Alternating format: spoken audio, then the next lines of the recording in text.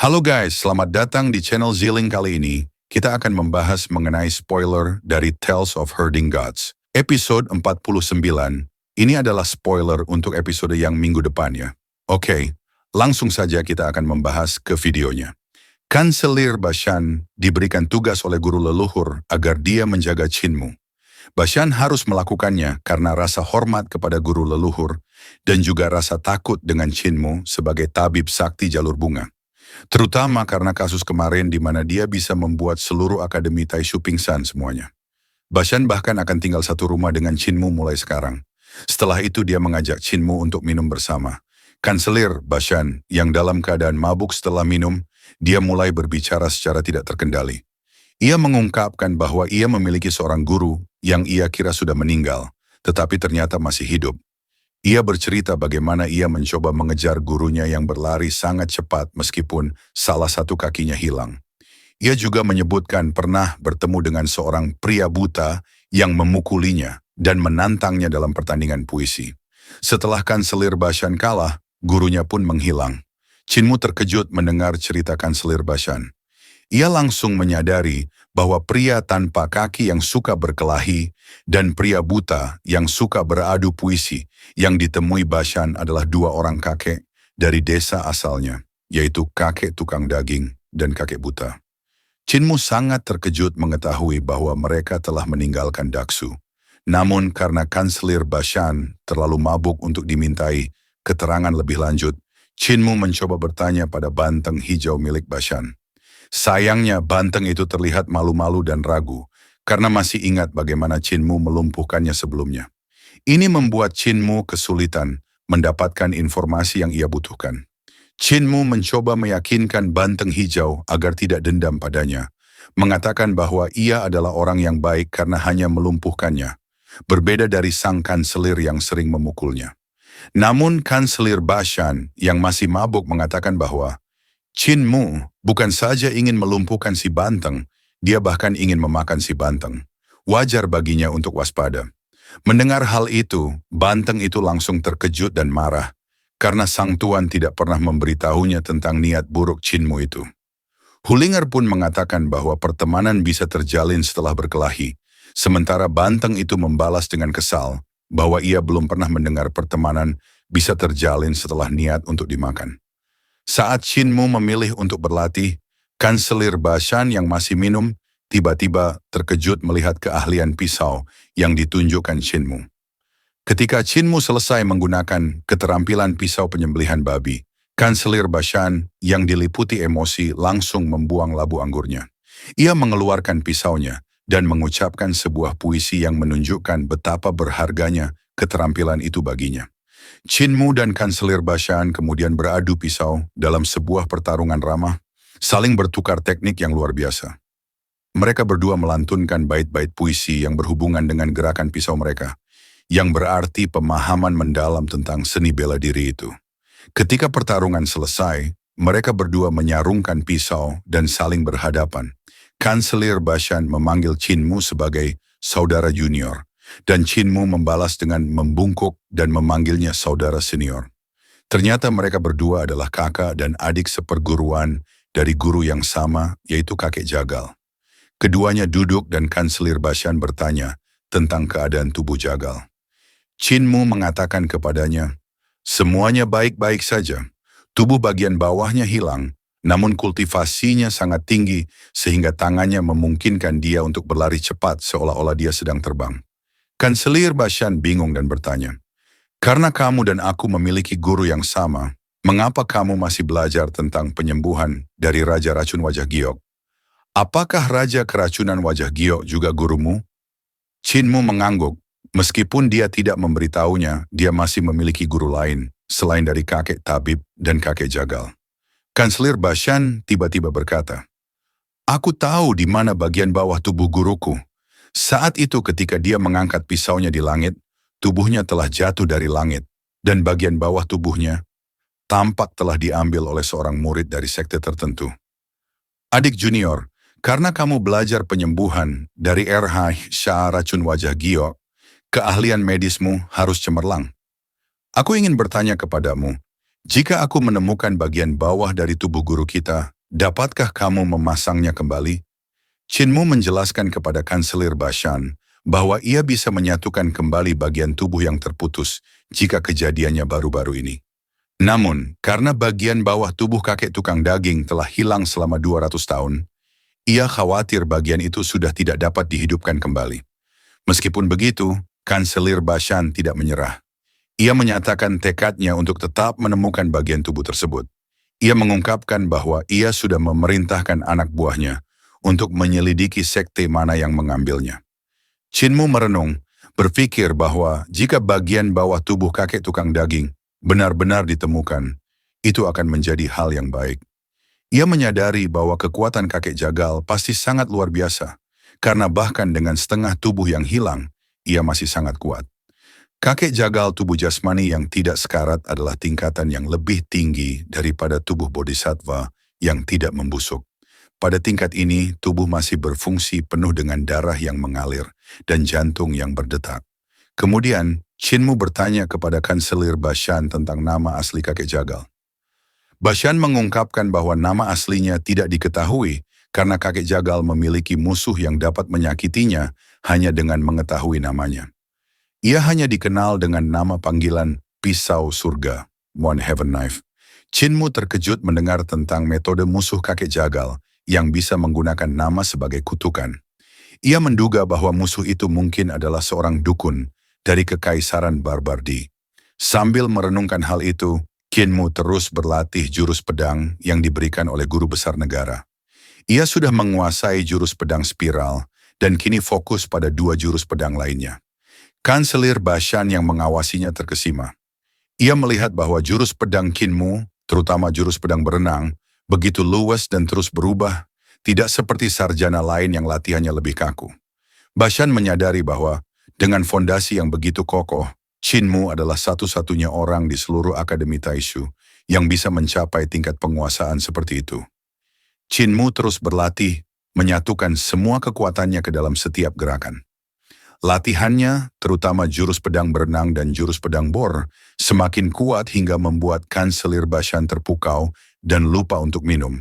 Diceritakan bahwa kekuatan Chinmu tidak hanya berasal dari jurus pedang, tetapi juga dari semua ajaran yang ia dapat dari para gurunya di Daksu. Setelah latihan, Kanselir Bashan bertanya secara langsung, apakah Chinmu adalah orang yang mengalahkan Daozi dan Fozi? Chinmu dengan jujur menjawab bahwa ia memang mengalahkan Daozi dengan selisih setengah gerakan. Namun, ia tidak sempat bertarung dengan Fozi.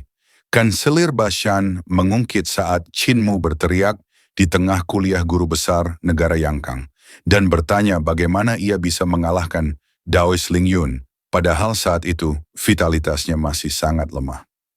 Chinmu menjawab dengan sederhana, "Aku menusuknya dan dia kalah." Karena penasaran, Kanselir Bashan meminta Chinmu untuk mendemonstrasikannya. Chinmu mengambil sebatang kayu bakar dan menusuknya. Gerakan itu begitu kuat sehingga menembus pertahanan Kanselir Bashan, menghancurkan pintu dan sebagian besar dinding kediaman. Melihat kehancuran itu, Banteng Hijau dan Hulinger yang mabuk sontak terdiam. Kanselir Bashan yang diselimuti debu, bangkit dari reruntuhan dan tertawa. Sekarang aku mengerti. Tidak heran jika Daois Lingyun diserang seperti itu dan tidak dalam keadaan waspada, dia juga tidak akan bisa menahannya. Kanselir Bashan tidak terluka dalam bentrokan dengan Chinmu. Para sarjana lain yang senang melihat pintu Chinmu hancur, menyangka Kanselir Bashan telah menghajarnya.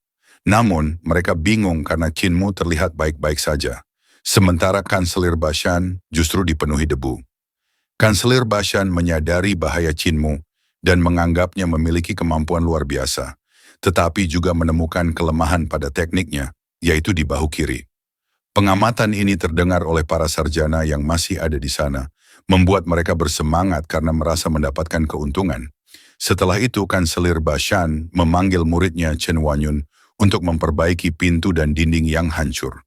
Kanselir Bashan memuji Chen Wanyun sebagai salah satu murid yang ia kagumi.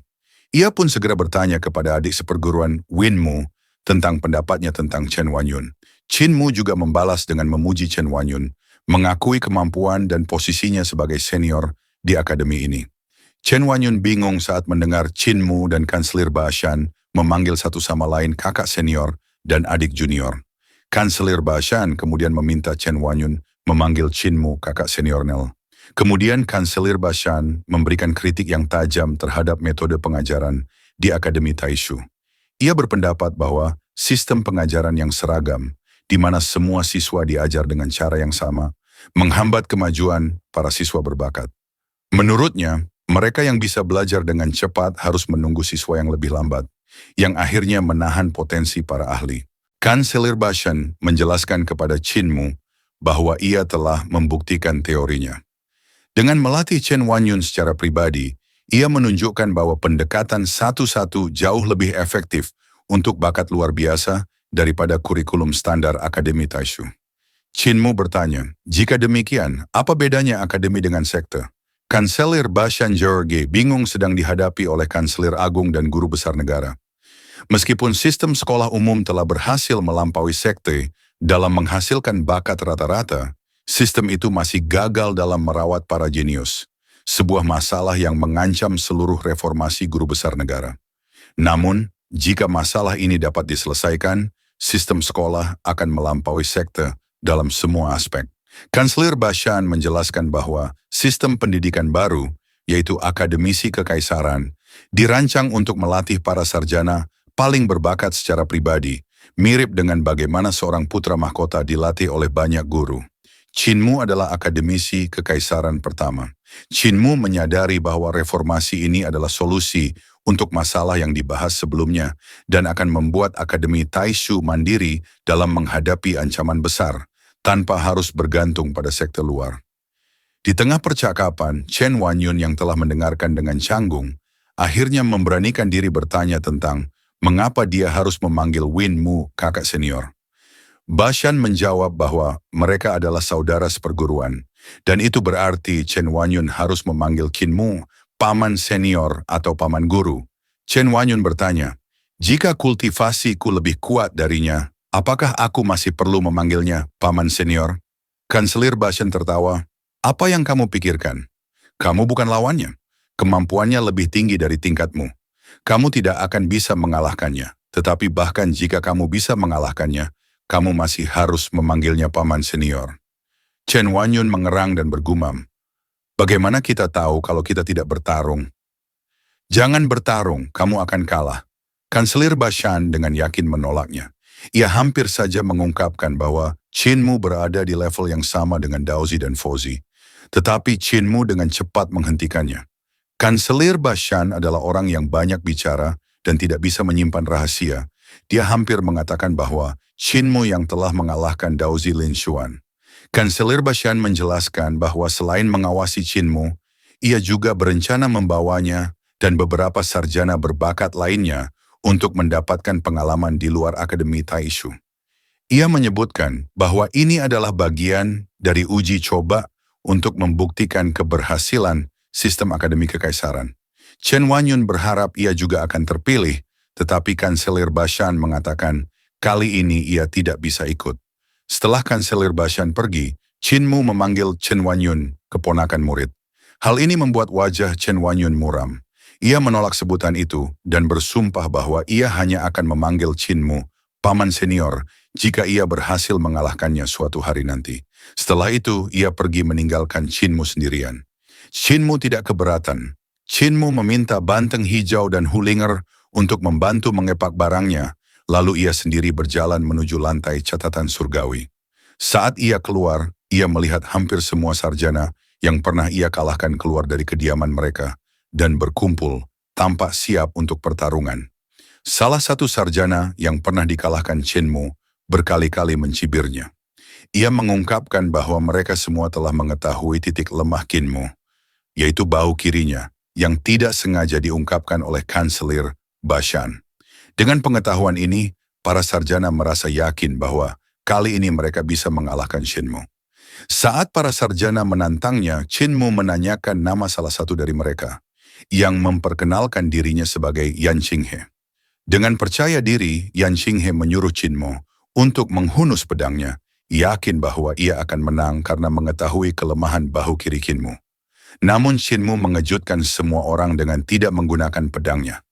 Ia melangkah maju dan meluncurkan pukulan yang begitu kuat hingga menembus udara. Pukulan itu langsung mendarat di Yan Xinghe yang tidak sempat bereaksi. Yan Xinghe terlempar ke belakang dan menabrak dinding hingga tubuhnya tertanam di dalamnya. Di sisi lain, Wei Yong yang melihat kejadian itu dari kamarnya berjanji untuk tidak mengatakan apa-apa.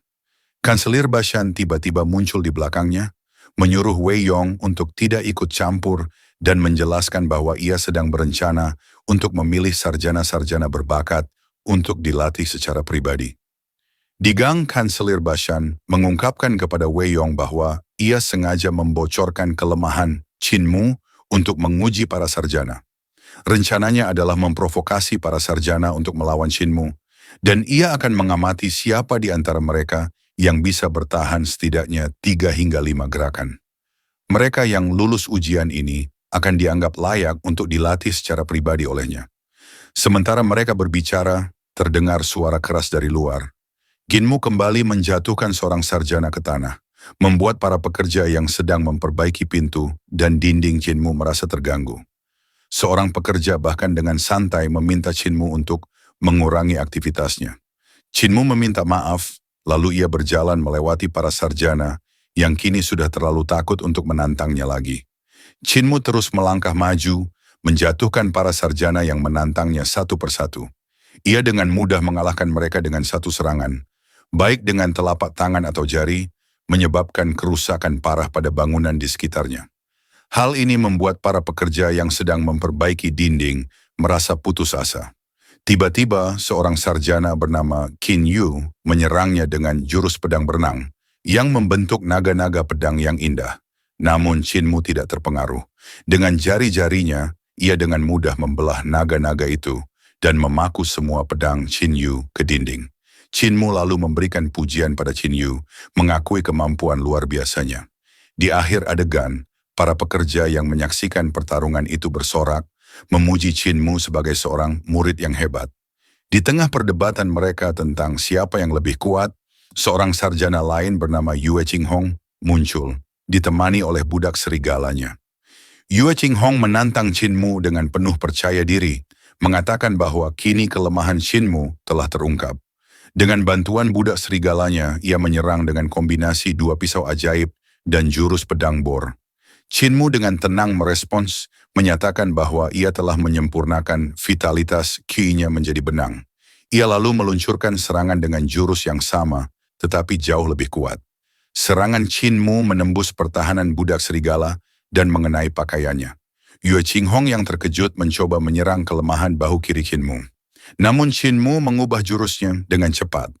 Ia tetap menggunakan jurus pedang bor dan jurus pedang berenam untuk melawan Yue Qinghong, menunjukkan penguasaan yang luar biasa dalam setiap jurus. Ia dengan mudah menghancurkan formasi pedang Yue Qinghong, membuat pedang-pedangnya dipenuhi lubang. Setelah budak serigala yang menyerangnya juga tak berdaya, Qin Mu menggunakan mantra misterius yang membuat Yue Qinghong kehilangan kontrol dan mulai menari. Yue Qinghong yang terkejut akhirnya berhasil memulihkan kesadarannya. Namun Qin Mu dengan cepat menyudutkannya ke dinding.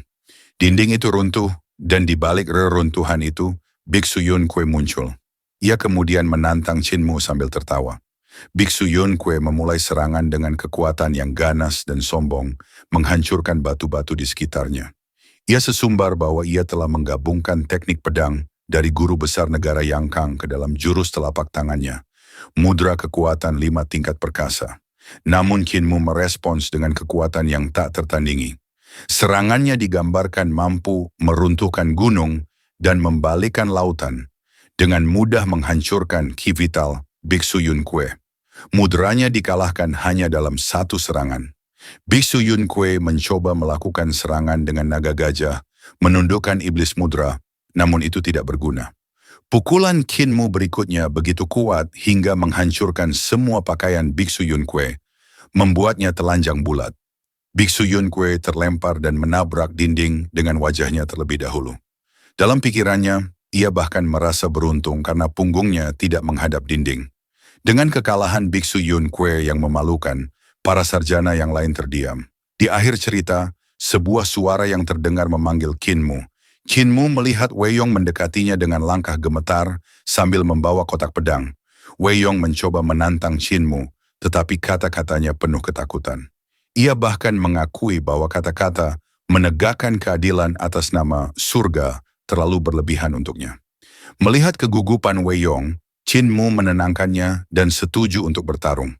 Wei Yong kemudian menghunus pedangnya dan mulai menggunakan jurus pedang spiral yang ia pelajari dari guru besar negara Yangkang.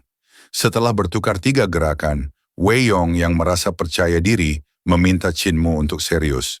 Qinmu memenuhi permintaannya dan menggunakan jurus yang kuat. Akhirnya itu cepat membuat Wei Yong tidak berdaya.